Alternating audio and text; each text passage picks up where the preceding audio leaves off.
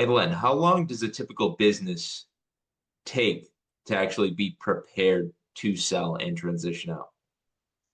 Yeah, it really depends. But when I talk to clients, I get them thinking 3 to 5 years from beginning to end. And that sounds like a long time, but it really is broken into three phases. There's kind of the preparation phase, and that's making sure the business is tuned up, it's growing, you're reducing risk, you're getting, as the owner, independent from it.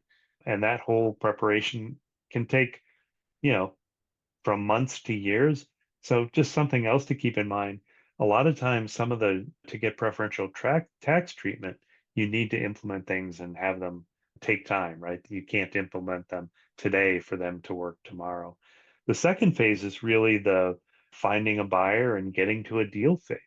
This typically takes 12 to 18 months. So, you've already got that time factored in.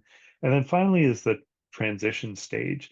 This is where you sold the business, but a lot of times you're staying on in order to help the new owner. And depending on your role going forward, this can be up to a year, which is how I get to that, 3 to 5 year time frame that I recommend for most business owners. Any comments on that? What do you see? No, I'd agree with that. So what you're saying is you don't want to get to the point where you say, I don't want to go in anymore, and then starting to do your planning because you have a Yeah, long road ahead of you.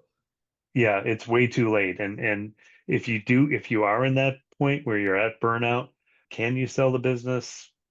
Potentially, but you're definitely not going to get the true value of it if it turns into a fire sale where, you're to the point where you don't want to show up and be in, working every day. Well, the other side of it is you're not really, if you're burnt out, you're not making a rational decision, looking at the numbers, looking at what it's valued. It's more of an emotional decision at that point, which tends not to lead to the best outcomes. Absolutely. The other piece to it, the other reason I say to get started early isn't just for that endpoint, isn't just for the sale. When you start doing exit planning, what happens is, you know, you start to de-stress as the owner because you're letting other folks do things.